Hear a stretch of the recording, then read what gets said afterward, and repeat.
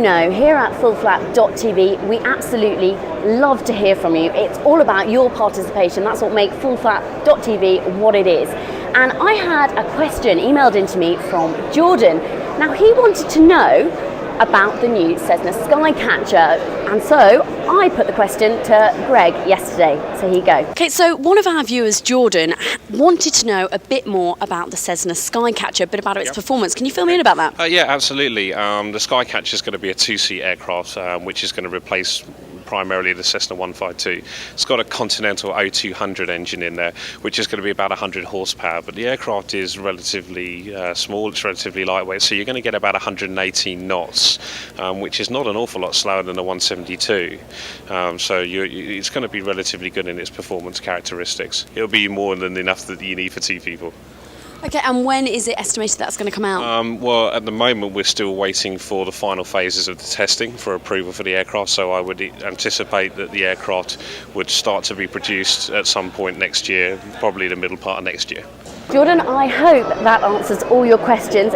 If anybody does have a question that you'd like me to put to anyone here, or Rick to put to anyone, please do make sure you let us know, because we really want to make sure that we're getting you the information that you want.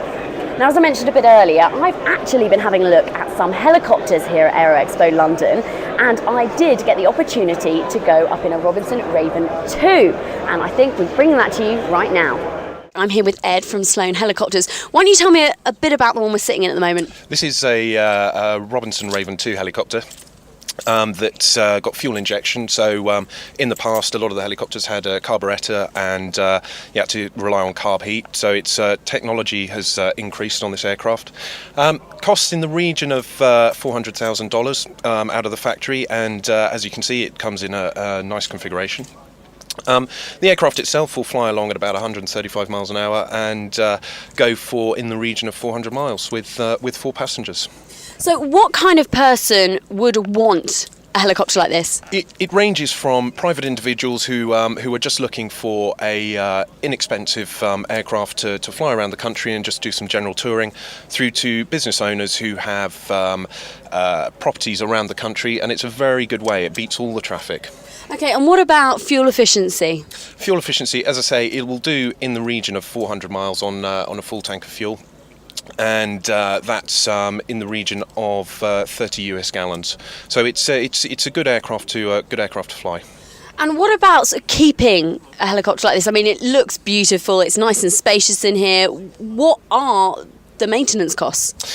Maintenance costs vary from company to company. At the moment, Sloan Helicopters, we're charging in the region of £85 an hour.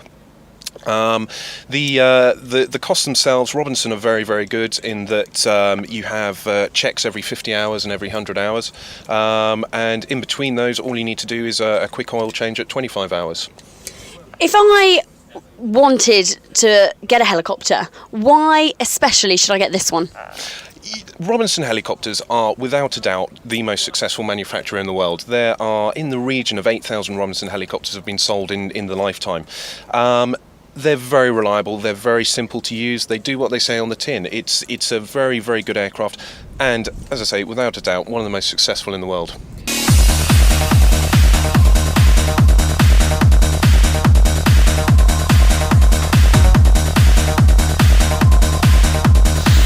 So there we go there, Vicky in the Raven 2 helicopter. She clearly wants to fly it. I want to get in the helicopter too, so I think we'll be having a fight in the office about that one. I'm going to be introducing Stefan in just a couple of seconds from moving terrain, isn't it? Yep. I've got to get that right, but I just want to say congratulations to one of our longest viewers, Steve Davies in South Africa, down in Cape Town. He just passed recently, so congratulations to him, and I hope you're going to really enjoy your flying now you've got that license under your belt. But look, now that you have Steve actually, and anyone else who's just got their license, what about GPS and about all these fantastic bits of electronics now that have totally transformed flying? Stefan, first of all, thank you very much for joining us today on the show. Look, you're from Moving Map. We've got a small one up here, and we had a graphic, it would be a lot easier. But anyway, look, just tell us how useful